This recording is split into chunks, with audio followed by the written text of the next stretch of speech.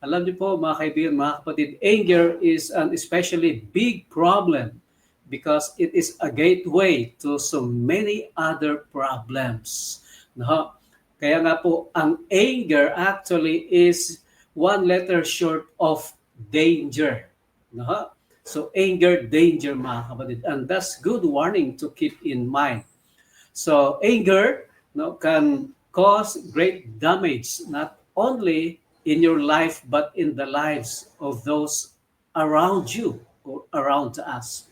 So kaya nga po, anger is a gateway to so many problems. It can cause, number one, relational problem. Let's say, for example, loss of marriage, loss of family, loss of friends. So, anger can cause major life problems. Marami pong nawawalan ng trabaho dahil po sa walang pagpipigil ng galit sa sarili, or lawsuits, yung pong nagdidemandahan na, or damage of property, or damage to others, and it can even lead to murder.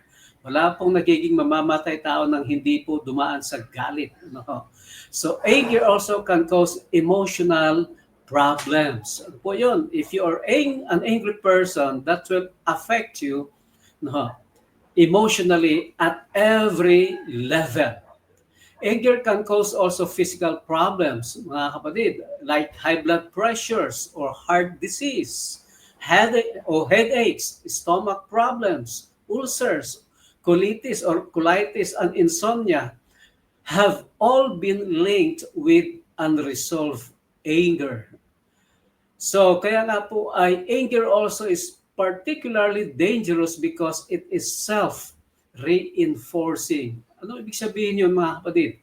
So when we get angry, we often get results. Ano pong result ng kapag nagalit ka? Which means we are more likely to get angry again the next time around. No? So paulit-ulit na lang tayong magagalit. Kaya nga po it has been said earlier that either learn to control your anger or your anger will control you. So, kaya nga po, trust me, naranasan ko rin po yan. You will be a happier person if you deal with the anger in your life. Kaya nga po, anger is a real problem.